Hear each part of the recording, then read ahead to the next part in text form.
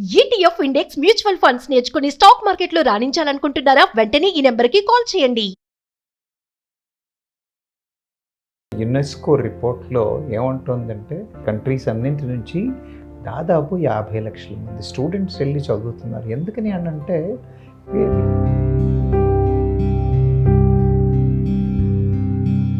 Present ఇప్పుడు H1 visa ఉన్న వాళ్ళకు ఉన్నటువంటి ప్రాబ్లమ్స్ ఏమున్నాయంటారు? యుఎస్లో ఒక ఓటీపీ ప్రోగ్రామ్ అని ఓకే, ఆప్షనల్ ప్రాక్టికల్ ట్రైనింగ్ అంటే ఏంటి? ఇంటర్న్షిప్లు చేయడం. దాదాపు మీకు 12 నెలల టైం ఇస్తారు H1B రావడానికి. అవే మీ H1Bకి ప్రాసెస్ చేయడానికి ఇచ్చేస్తాయి. What about L1 visa? L1లో 2 రకాలు, L1BA అండ్ L1B అని చెప్పేసి. అలాంటి వీసాలు వచ్చిన వాళ్ళు అవి గుడ్డా బ్యాడా అంటే ఒక విధంగా గుడ్, ఎందుకంటే 7 ఏళ్ళు ఇబ్బంది లేకుండా ఉండొచ్చు. ఈ మధ్యలో ఉద్యోగం పోయింది, జాబ్ పోయిన తర్వాత 60 రోజుల్లో ఇంకో ఉద్యోగం వెతుక్కోవాలి 60 డేస్లో. ఈ 60 డేస్లో ఉద్యోగం దొరకకపోతే ముళ్ళే సర్దుకుని బ్యాక్ టు బ్యాక్ వచ్చేసేయాలి. కెరీర్ బిల్డప్ చేసుకోవాలంటే ఎలాంటి విధానాలు పాటించాలంటారు? We should be abreast with the latest technologies. చదువుతూనే ఉండాలి, కోర్సులు చేస్తూనే ఉండాలి, సర్టిఫికేషన్ ప్రోగ్రామ్స్ చేస్తూనే ఉండాలి. ఎప్పుడో డిజాస్టర్ వచ్చినప్పుడే నేను ఉద్యోగం వెతుకుతాను అని కాకుండా ఇప్పుడు లే ఆఫ్స్కి ఎవరైతే గురవుతున్నారో ఈ ఇంపాక్ట్ అనేది వాళ్ళ పిల్లల పైన కానీ, ఫ్యామిలీస్ పైన కానీ, పిల్లల ఎడ్యుకేషన్ పైన కానీ ఎలా ఉంటుందంటారు? రేపు పొద్దున డిజాస్టర్స్ అవుతే ఎలా మెయింటైన్ చెయ్యాలి అన్న రెసిలియన్స్ను కూడా పిల్లల్లో కూడా బిల్డ్ చేయాల్సిన అవసరం ఎంతైనా ఉంది. ఎప్పుడు నాకు ఇండియాకి టికెట్ ఇచ్చినా నేను వెళ్ళిపోగలను అన్న మైండ్ సెట్ ఉండాలి. ఇక్కడ ఇండియాలో ఉన్న పేరెంట్స్ని అలాగే ప్రిపేర్ చేసి పెట్టుకోవాలి, వాళ్ళ ఫ్యామిలీని కూడా అలా ప్రిపేర్ చేసి పెట్టుకోవాలి. ఇప్పుడు ఎందుకు ఇంకా వెళ్ళాలి అనే ఆలోచన మారట్లేదు అంటే ఏం చెప్తారు సార్? ఇక్కడ ఇబ్బంది పడుతున్నావు, అక్కడ ఇబ్బంది పడతావు, okay let me go try. అదే అక్కడే వెళ్ళి ఇబ్బంది పడతాం. అబ్సల్యూట్లీ, అక్కడ వెళ్ళి ట్రై చేస్తాను, ఓకే కాకపోతే వచ్చేస్తాను. హాయ్, హలో, నమస్తే, welcome back to Suman TV. Welcome to talk show. ఈరోజు టాక్ షోలో మనం మాట్లాడుకోబోయే ఎపిసోడ్ ఏంటంటే USA లే ఆఫ్స్. మరి దీనివల్ల విద్యార్థులు ఎదుర్కొంటున్న సమస్యలు ఏంటి, మరి దీనికి పరిష్కారాలు ఏంటి అని చెప్పడానికి, దీనిపై మరింత సమాచారం ఇవ్వడానికి ఇవాళ మన టాక్ షోకి వచ్చారు మేనేజ్మెంట్ కన్సల్టెంట్ సంపత్ సముద్రాల గారు. సార్తో మాట్లాడదాం. నమస్తే సార్. నమస్తే Naveena. Sir, welcome to talk show. అమెరికాలో లే ఆఫ్స్ అవుతున్నాయని తెలిసినప్పటికీ కూడా మన స్టూడెంట్స్ ఎందుకు USA వెళ్ళడానికి లేదంటే ఇతర దేశాలకు వెళ్ళడానికి ఎగబడుతున్నారు అని అనొచ్చు అంటారా? అవునమ్మా, ఎగబడుతున్నారు అనొచ్చు, కానీ దానికి కారణాలు ఉన్నాయి. మనం వెళ్ళి చూసినట్టయితే యునెస్కో రిపోర్ట్లో ఏమంటుందంటే ఇండియా నుంచి కానివ్వచ్చు, చైనా నుంచి కానివచ్చు, పాకిస్తాన్ ఇలాంటి కంట్రీస్ అన్నింటి నుంచి దాదాపు 50 లక్షల మంది స్టూడెంట్స్ వెళ్ళి చదువుతున్నారు. ఎందుకని అంటే వీఆర్ లార్జ్ కంట్రీస్, అవకాశాల కోసం వెతుకుతూ ఉంటారు. మీరు యూఎస్ఏకి వెళ్ళి చూసినట్టయితే యూఎస్ఏలో దాదాపు 11-12 ఇంటర్నేషనల్ ఫేమస్ యూనివర్సిటీస్ ఉన్నాయి. అదే మీరు న్యూజిలాండ్కి వెళ్ళారనుకోండి, పిల్లలకి రీసెర్చ్ కమ్యూనిటీ, స్టూడెంట్ కమ్యూనిటీ చిన్నగా ఉంటుంది, రీసెర్చ్ చేయడానికి చాలా అవకాశాలు ఉంటాయి. అదే మీరు జర్మనీ దగ్గరికి వెళ్ళారనుకోండి, జర్మనీలో ఏంటంటే ఒక స్టేజ్ తర్వాత పబ్లిక్ యూనివర్సిటీస్లో ఫీజులు మాఫీ లాంటి అవకాశాలు ఉంటాయి. మీరు ఆస్ట్రేలియా లాంటి కంట్రీస్కి వచ్చినట్టయితే వాళ్ళు ఏం చేస్తారు అని అంటే మీరు చదువు తర్వాత కూడా ఉద్యోగం తర్వాత కూడా చదువు అన్న ఫెసిలిటీసు, కంఫర్ట్ లెవెల్స్ వాళ్ళు ఇస్తారు. మీరు అదే కెనడాకి వెళ్ళి చూసినట్టయితే కెనడా చాలా కండ్యూసివ్ ఎన్వైరన్మెంట్, మల్టీకల్చర్ పీపుల్ అంతా ఉండడం వల్ల అంటే ఆ థ్రెటన్ ఫీలింగ్ ఎక్కడో వేరే దేశానికి వెళ్ళాము అనేది ఉండదు. ఏదైనప్పటికీ కూడా కెరియర్ ఓరియంటేషన్ నుండి సబ్జెక్ట్ మీద ఫోకస్ ఉన్న పిల్లలు ఇక్కడంటే మన దేశంలో ప్రయత్నాలు చేసిన తర్వాత కూడా ఇంకా బెటర్ కెరియర్ కావాలి అన్న ఆలోచన ఉన్నవాళ్ళు ఖచ్చితంగా వెళ్తున్నారు. వెళ్ళడంలో తప్పేం లేదమ్మా. అంటే సరి అయిన ఎవాల్యుయేషన్ చేసుకుని సరి అయిన కోర్సులు సెలెక్ట్ చేసుకుని వెళ్తున్నట్టయితే వాళ్ళు సరి అయిన దారిలో ఉన్నారు అని చెప్పచ్చు. ఎగబడిన దాన్ని తప్పుపట్టాల్సిన అవసరం ఏమి లేదనుకుంటాను. ఇన్ కేస్ వాళ్ళకి వీసా రాలేదనుకోండి, మరి వాళ్ళ పరిస్థితి ఏంటి? ప్రతి సంవత్సరం దాదాపు 4 లక్షలు 5 లక్షల మంది పిల్లలు వెళ్తున్నారు వేరు వేరు డిపార్ట్మెంట్లలో వేరు వేరు సబ్జెక్ట్స్లో వెళ్తున్నారు. కానీ వాళ్ళకి కూడా యుఎస్కి కూడా వాళ్ళకు లిమిటేషన్స్ ఉన్నాయి. 65 నుంచి 80,000 వరకు వాళ్ళు ఈజీగా ఇచ్చేస్తారు. మరి 4-5 లక్షల మంది వెళ్ళారు, 60,000 80,000 మందికి ఇవ్వాలి అని అంటే obviously it is going to be a challenging thing. అందుకని వీసాలు రావడం కొంచెం ఇబ్బందికరమైన విషయమే. సరే, ఈ పెద్ద పెద్ద కంపెనీస్ కాకుండా కన్సల్టెంట్ ద్వారా కూడా వెళ్తూ ఉంటారు కదా, దీన్ని ఎలా చూడొచ్చు అంటారు? ఎప్పుడైతే పెద్ద కంపెనీల నుంచి వెళ్తారో మనకు కెరీర్ ఆప్షన్ కానీ ఆపర్చునిటీ కానీ గ్యారంటీ కానీ ఉంటుంది. అదే మీరు కన్సల్టెంట్స్తో వెళ్ళడం అంటే గుత్తేదారులతో వెళ్ళినట్టు అన్నమాట. గుత్తేదారులను మన దగ్గర పనివాళ్ళని తీసుకెళ్లే వాళ్ళు ఉంటారు కదా, ఇట్ ఈజ్ లైక్ దాట్. వాళ్ళు ఏం చేస్తారనంటే, అయితే ఒకటి మీరు కన్సల్టెంట్లతో పోయితే H1B వీసా ఇలా వచ్చేస్తుంది. వీసాలు రావడం పెద్ద కష్టం కాదు. కానీ పోయిన తర్వాత సస్టెనెన్స్ ఉంటుందా అంటే, ఉద్యోగం ఉంటుందా అంటే తెలీదు. మీరు వెళ్ళగానే మీకు ఉద్యోగం ఇస్తాడా తెలీదు. మిమ్మల్ని తీసుకెళ్ళి బెంచ్ మీద పెట్టచ్చు, ఉద్యోగం మధ్యలో పీకేసి మిమ్మల్ని బెంచ్ మీద పెట్టచ్చు. అన్నీ అన్సర్టనిటీస్. ఒక్క పాజిటివిటీ మీరు కన్సల్టెంట్లతో చూసినట్టయితే ఏమొస్తుంది అని అంటే, కన్సల్టెంట్లతో మనకు వచ్చిన అడ్వాంటేజ్ ఏంటంటే వాళ్ళు చాలా త్వరగా వీసా ప్రాసెసింగ్ చేయించగలరు. వాళ్ళకి ఉన్న వీసా ప్రాసెసింగ్ టీంలో ఉన్న కాంటాక్ట్స్ కానివ్వండి, వాళ్ళ ఇన్ఫ్లుయెన్స్ కానివ్వండి, వీసాలు చాలా త్వరగా వస్తాయి కన్సల్టెంట్ల ద్వారా. కానీ ఏమవుతుందంటే సస్టెనెన్స్ కదా, మనం ఊరికే వెళ్ళడం ఒకటే కాదు కదా, అక్కడ వెళ్ళిన తర్వాత సరి అయిన ఉద్యోగం ఉండాలి, సరి అయిన డబ్బులు రావాలి. అందుకని వీలైనంత మటుకు కన్సల్టెంట్లని అవాయిడ్ చేయడమే బెటరు. కానీ అవకాశాలు వచ్చి లేదు, we have done a good research of the consultant, he has good clientele, there is no large bench time అన్న రీసెర్చ్ చేసుకున్నట్టయితే మాత్రం ఖచ్చితంగా వెళ్ళచ్చు. ఏమవుతుందంటే, మనం ఊరికే వీసాలను ఒక్కటి చూడకుండా మన కమ్యూనిటీని బిల్డ్ చేసుకోవాలి. We have to know people there, we need to have proper contacts. Market మీద అవగాహన ఉండాలి. ఆ కన్సల్టెంట్ యొక్క క్రెడిబిలిటీ ఏమిటి, ఎలాంటి ఆర్గనైజేషన్స్తో పనిచేస్తున్నారు, ఎంతమందిని తీసుకెళ్ళారు, జనరల్గా వెళ్ళిన వాళ్ళు ఎంత బెంచ్లో ఉంటున్నారు, ఇలాంటి విషయాలన్నింటినీ క్షుణ్ణంగా స్టడీ చేసుకుని ఒకవేళ మనకి 80-90% అయినా పాజిటివ్గా కనిపించినట్టయితే కన్సల్టెంట్ల ద్వారా వెళ్ళడం తప్పేమీ లేదు. కానీ పెద్ద కంపెనీలతో వెళ్ళి ఉన్న అడ్వాంటేజ్ ఉండకపోవచ్చు. But if you have done a good research, I think it will make a lot of sense, they can go. కానీ చాలామంది మనం బయట చూస్తూ ఉంటాం కదా సార్, కన్సల్టెంట్ ఆఫీసెస్ పెట్టుకుంటారు కదా, అబ్రాడ్ ఎడ్యుకేషన్ వెళ్ళాలనుకున్న వాళ్ళు, మేము తొందరగా వీసా ఇస్తామని అంటే మీరు అంటున్నారు కొంచెం అవాయిడ్ చేస్తే మంచిదే అన్నారు కదా, అంటే డైరెక్ట్గా వెళ్ళాలి అంటే ఏంటి ప్రాసెస్? అంటే ఇప్పుడు H1B వీసాలు రావడానికి ఎంప్లాయర్స్ డైరెక్ట్గా మనం ఎంప్లాయ్మెంట్కి అప్లై చేసుకొని వెళ్ళొచ్చు. మనం అది డైరెక్ట్ ఎంప్లాయ్మెంట్, లేకపోతే అక్కడ ఎడ్యుకేషన్కి వెళ్ళిన తర్వాత కూడా we will apply for H1B visas.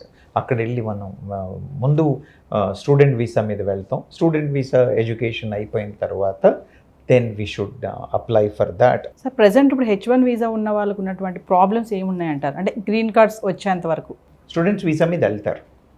H1B అందరికీ రాదు. స్టూడెంట్గా ఉన్నవాడికి ఉద్యోగం వచ్చేస్తే ఎంప్లాయర్ H1B వీసా ఇచ్చేసి తీసేసుకుంటాడు. కొన్నిసార్లు ఉద్యోగాలు రావు. ఈ టైం పట్టినప్పుడు ఎస్పెషల్లీ మీరు యుఎస్ని చూసినట్టయితే, యుఎస్లో ఒక OTP ప్రోగ్రామ్ అని ఉంది, ఆప్షనల్ ప్రాక్టికల్ ట్రైనింగ్. అంటే ఏంటి? ఇంటర్న్షిప్లు చేయడం. ఇంటర్న్షిప్స్ అక్కడ ఉన్న కంపెనీల్లో వాటిలో వెళ్ళి మనం ఆప్షనల్ ప్రాక్టికల్ ట్రైనింగ్ కోసం మనం ఎప్పుడైతే జాయిన్ అవుతామో అప్పుడు దాదాపు మీకు 12 నెలల టైం ఇస్తారు H1B రావడానికి. ఆ తర్వాత ఏవైతే ఇన్స్టిట్యూట్స్ మీకు OPT ఇచ్చాయో అవే మీ H1Bకి ప్రాసెస్ చేయడానికి ఇచ్చేస్తాయి. తర్వాత it gets extended to 24 months. Especially ఇప్పుడు మన వాళ్ళు పోయేవాళ్ళంతా ఎవరు వెళ్తారు? అయితే డాక్టర్స్, లేకపోతే engineering students, science and technology students, అందరూ స్టెమ్ పర్వ్యూలో ఉన్న వాళ్ళే వెళ్తున్నారు. ఈ స్టెమ్ పర్వ్యూలో ఉన్న వాళ్ళకి 12 నెలలు కాదు 24 నెలల టైం ఉంటుంది H1B రావడానికి.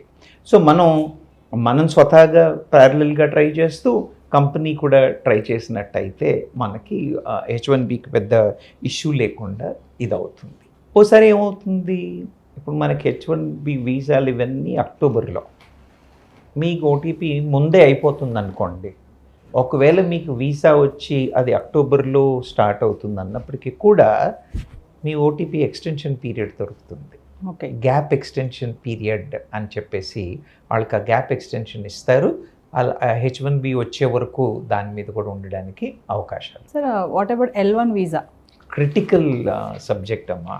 ఎస్, స్టూడెంట్స్ ఏంటంటే వెళ్తారు, ఓవేళ మరి ఏం కాకపోతే ప్యాక్ చేసుకుని వచ్చేస్తారు, ఇక్కడ ఆపర్చునిటీస్ చూసుకుంటారు లేదా వేరే కంట్రీస్ని చూసుకుంటారు. డిసప్పాయింట్మెంట్ ఉంటుంది, మేము Yes. H1B రాలేదు మేము వచ్చేసాము అన్న డిసప్పాయింట్మెంట్ ఒకటి ఉంటుందేమో. కానీ మీరు L1 అని ఏదైతే అంటున్నారో, L1లో 2 రకాలు, L1BA అండ్ L1B అని చెప్పేసి. L1A జనరల్గా కంపెనీ ఎగ్జిక్యూటివ్స్కి, ఇప్పుడు మైక్రోసాఫ్ట్లో పిల్లలు పనిచేస్తున్నారు లేదా TCSలో పనిచేస్తున్నారు, విప్రోలో పనిచేస్తున్నారు. వాళ్ళు 4-5 ఏళ్ళు 5-6 ఏళ్ళు ఎక్స్పీరియన్స్ వచ్చిన వాళ్ళని, మేనేజర్ లెవెల్లో ఉన్న వాళ్ళని, వాళ్ళకి అలాంటి వాళ్ళకి, ఎందుకంటే దే ఆర్ స్పెషలైజ్. ఇది ప్యారలల్ రిక్రూట్మెంట్. ఇక్కడ నుంచి ఇదే కంపెనీ వాడు ఈ లొకేషన్ నుంచి ఆ లొకేషన్కి మారుతున్నాడు. అలాంటి వీసాలు వచ్చిన వాళ్ళు అవి గుడ్డా బ్యాడా అంటే ఒక విధంగా గుడ్, ఎందుకంటే 7 ఏళ్ళు ఇబ్బంది లేకుండా ఉండొచ్చు. ఒకవేళ వాళ్ళకి గ్రీన్ కార్డ్ రాలేదు, ఎక్స్టెన్షన్స్ రాలేదు అని అనుకోండి, ఈ మధ్యలో ఉద్యోగం పోయింది, వాళ్ళు మ్యాక్సిమం 60 రోజులు అక్కడ ఉండొచ్చమ్మా. ఓకే, ఆఫ్టర్ జాబ్ జాబ్ పోయిన తర్వాత 60 60 రోజుల్లో days. ఇంకో ఉద్యోగం వెతుక్కోవాలి. 60 డేస్లో. ఈ 60 డేస్లో ఉద్యోగం దొరకకపోతే ముళ్ళే సర్దుకుని బ్యాక్ టు బ్యాగ్ వచ్చేసేయాలి. బ్యాక్ వచ్చేయాలి. కుర్రాళ్ళు అనుకోండి, ఎడ్యుకేషన్ స్టూడెంట్స్ అనుకోండి, వచ్చేయడం పెద్ద సమస్య కాదు. ఎస్, కానీ వీళ్ళేంటి, ఫ్యామిలీతో పిల్లలతో వెళ్ళారు. ఎస్, వాళ్ళకి ఎంత ఎమోషనల్ స్ట్రెస్కి వచ్చేస్తారు అని అంటే, నా ఉద్యోగం ఎలా అని ఒక సమస్య. ఇంట్లో ఆడవాళ్ళకి కానీ పేరెంట్స్కి కానీ ట్రాన్స్పరెంట్గా ఒకవేళ వాళ్ళు చెప్పి లేరనుకోండి, ఎంత ఎమోషనల్ స్ట్రెస్. ఎస్, తర్వాత పిల్లలు చదువులు ఎలా, ఇక్కడి నుంచి అక్కడికి తీసుకెళ్ళాలా, కల్చరల్ డిఫరెన్స్. వాళ్ళు ఇండియాలో సెటిల్ అవుతున్న టైంలో US తీసుకెళ్లారు. ఎస్, యుఎస్లో కొద్దో గొప్ప వాళ్ళ లాంగ్వేజ్ మాట్లాడి ఏదో నేర్చుకుని కొంత సెటిల్ అవుతున్నారు అన్న టైంకి మళ్ళీ వాపస్ రావాలి అని అంటే చాలా విపరీతమైన కష్టం. అందుకని L1 వీసాలు advantage for people who are employed who can go and do it. కానీ డిసడ్వాంటేజెస్ కూడా చాలా ఉన్నాయి. L1లో వెళ్ళే కుర్రాళ్ళు మాత్రం చాలా జాగ్రత్తగా ప్రోస్ అండ్ కాన్స్ చాలా సరిగా వెయి చేసుకుని వెళ్ళాల్సిన అవసరం ఎంతైనా. సో ఇలా L1తో వెళ్ళిన స్టూడెంట్స్ మనం మాట్లాడుకుంటే వాళ్ళు కెరీర్ బిల్డప్ చేసుకోవాలంటే ఎలాంటి విధానాలు పాటించాలంటారు? L1తో వెళ్ళిన వాళ్ళనే కాదు, ఎవరైనా బయట కంట్రీస్కి వెళ్ళిన వాళ్ళని కాదమ్మా, anybody who wants to have a great career. ముఖ్యంగా ముందు చేయాల్సి ఏంటంటే, we should be abreast with the latest technologies. చదువుతూనే ఉండాలి, కోర్సులు చేస్తూనే ఉండాలి, సర్టిఫికేషన్ ప్రోగ్రామ్స్ చేస్తూనే ఉండాలి. లింక్డ్ఇన్ లాంటి నెట్వర్క్లో ఏమవుతోంది, మార్కెట్ ఏమవుతోంది అన్న స్టడీస్ బాగా చేస్తూ ఉండాలి. ఉద్యోగ అవకాశాలు ఎలా ఉన్నాయి, ఏమున్నాయి అని రెగ్యులర్గా కంటిన్యూస్గా మానిటర్ చేస్తూ ఉండాలి. ఎప్పుడో డిజాస్టర్ వచ్చినప్పుడే నేను ఉద్యోగం వెతుకుతాను అని కాకుండా specific skill improvement. As the market changes, as the requirement in the market changes, skill enhancement with certification programs, distance education programs, higher education, higher learning, తర్వాత ఆ సబ్జెక్ట్కి సంబంధించిన అసోసియేషన్స్లో మెంబర్లుగా ఉండడము, ఇలాంటి యాక్టివిటీస్ అన్ని చాలా సీరియస్గా చేయాల్సి ఉంటుంది. అలా కాకుండా ఉద్యోగం రాగానే 4 డబ్బులు ఖర్చు పెట్టేసి ఐఫోన్ కొనేసుకోవడం, ఇంట్లో వాళ్ళకి 4 వస్తువులు కొనిపెట్టడం, డబ్బులు చేతుల్లో లేకుండా చేసుకోవడం, చదువు మీద దృష్టి పెట్టకపోవడం. The learning is never ending అమ్మ. ఎస్పెషలీ ఇలాంటి ఉద్యోగాలు వాళ్ళకు మాత్రం వాళ్ళు every day they should be on the learning mode only. Sir, ఇలా L1 వీసాతో వెళ్ళి ఇప్పుడు లే ఆఫ్స్కి ఎవరైతే గురవుతున్నారో ఈ ఇంపాక్ట్ అనేది వాళ్ళ పిల్లల పైన కానీ, ఫ్యామిలీస్ పైన కానీ, పిల్లల ఎడ్యుకేషన్ పైన కానీ ఎలా ఉంటుందంటారు? డిఫికల్ట్ అయిన సమస్య, వెరీ వెరీ డిఫికల్ట్ థింగ్. ఉద్యోగం పోయిందన్న భయం, టెన్షన్. టెన్షన్. రెండోది ఇంట్లో వాళ్ళకి ఎలా చెప్పాలి అన్న టెన్షన్. ఇంట్లో వాళ్ళకి చెప్పగానే వీళ్ళు సైకలాజికల్గా డౌన్ అవుతారు, వాళ్ళు సైకలాజికల్గా డౌన్ అవుతారు.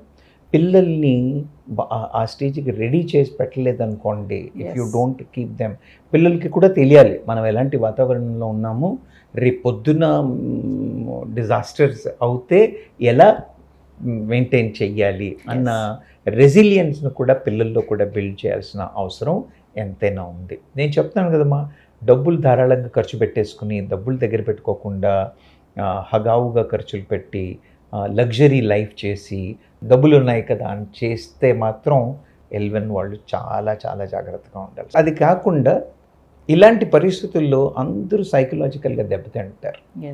ఎప్పుడు నాకు ఇండియాకి టికెట్ ఇచ్చినా నేను వెళ్ళిపోగలను అన్న మైండ్ సెట్ ఉండాలి. ఇక్కడ ఇండియాలో ఉన్న పేరెంట్స్ని అలాగే ప్రిపేర్ చేసి పెట్టుకోవాలి, వాళ్ళ ఫ్యామిలీని కూడా అలా ప్రిపేర్ చేసి పెట్టుకోవాలి. నేను అక్కడ సెటిల్ అవుతున్నాను అన్న గ్రీన్ కార్డ్ వచ్చే వరకు నేను సెటిల్ అవుతున్నాను అన్న ఇండికేషన్ ఎవరికి ఇవ్వద్దు, including the kids and family. They all should know that అవసరం పడితే మేము రేపు ప్యాక్ చేసుకుని ఇండియా వెళ్ళిపోతాము అన్న మైండ్ సెట్లో ఉండి చేసినట్టయితే చాలా సక్సెస్ఫుల్ అయ్యే అవకాశం. ఖచ్చితంగా సైకలాజికల్గా ప్రిపేర్ చేసుకోవాలి మైండ్. ఖచ్చితంగా సైకలాజికల్గా ప్రిపేర్ అవ్వాలి. ఒకవేళ మనం కాదు కొంత వీక్ మెంటాలిటీ మనం చేయలేకపోతున్నాం అని అంటే మన దగ్గర సైకాలజిస్టుల దగ్గరికి వెళ్ళడానికి భయపడతారమ్మా. చాలా మొహమాట పడతారు, భయపడతారు. చాలా తప్పు. నేను ఎందుకు వెళ్ళాలి సైకాలజీ? చాలా చాలా తప్పు.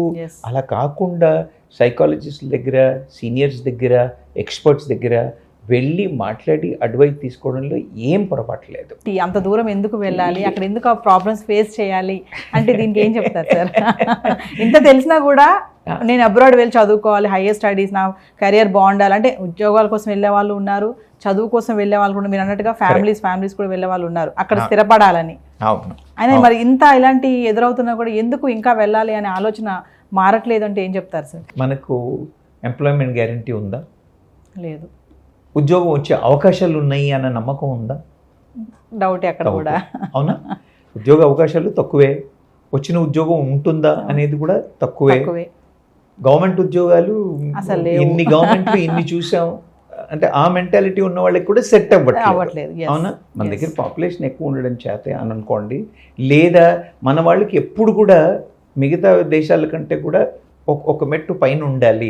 అలా ఉండడం చేత ఇక్కడ మనకు ఆపర్చునిటీస్ కనపడకపోయేసరికి నేను ఇంతకుముందు చెప్పినట్టుగా ఒక యుఎస్ అనే కాదు, కెనడా వెళ్తున్నారు, జర్మనీ వెళ్తున్నారు, న్యూజిలాండ్ వెళ్తున్నారు, యూకే వెళ్తున్నారు.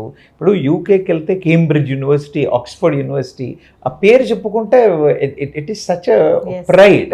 People would like to go and take that pride. అదొక రీజన్ అమ్మ వెళ్ళడానికి, అవకాశాలు అక్కడ ఉండడం చేత ఒక రీజన్.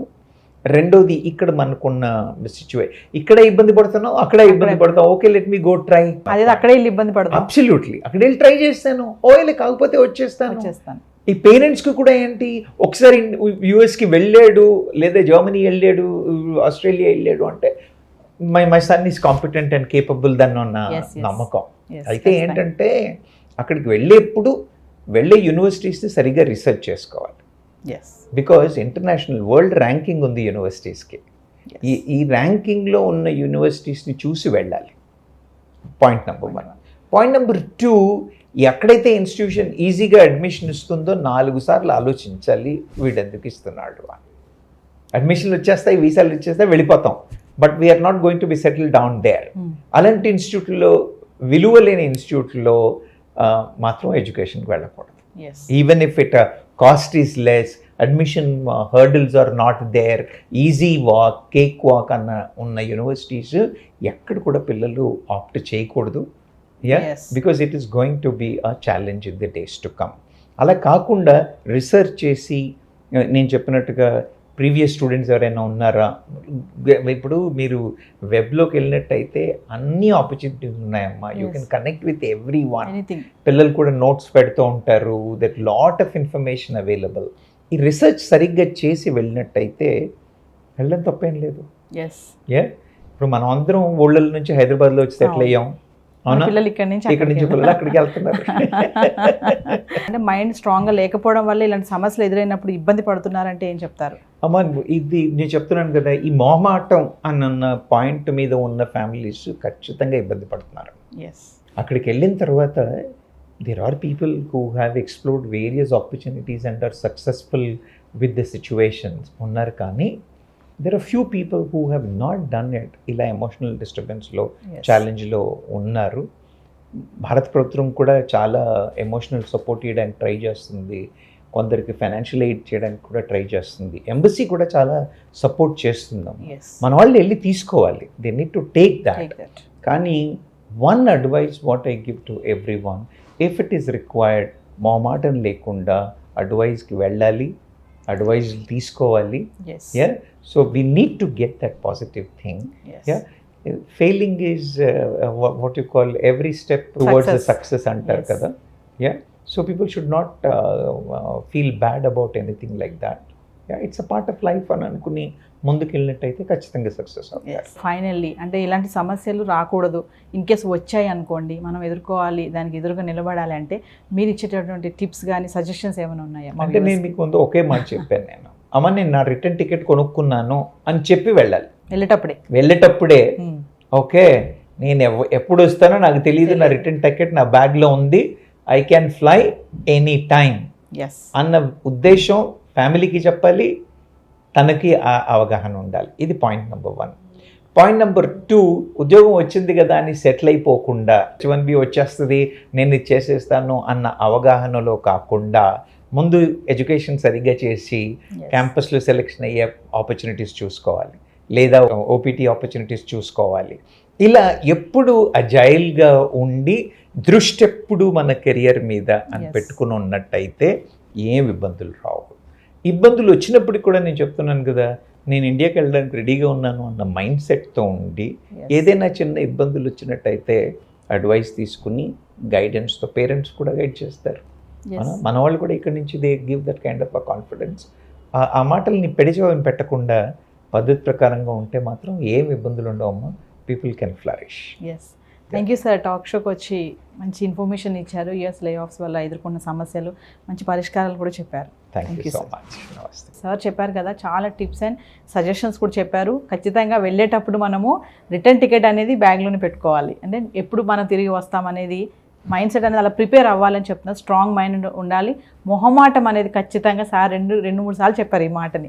మొహమాటం అనేది అస్సలు మన మధ్యలో ఉండొద్దు, ఎప్పుడైనా సరే తిరిగి వెళ్ళిపోతాం మనము అనుకునే మైండ్ సెట్తో ఉంటేనే ఇలాంటి సమస్యలు వచ్చినప్పుడు కూడా మనం దాన్ని ఎదురుగా ఫైట్ చేయగలుగుతాం. మరి మరొక ఇంట్రెస్టింగ్ టాపిక్తో టాక్ షోలో మళ్ళీ కలుద్దాం. This is Naveena signing of.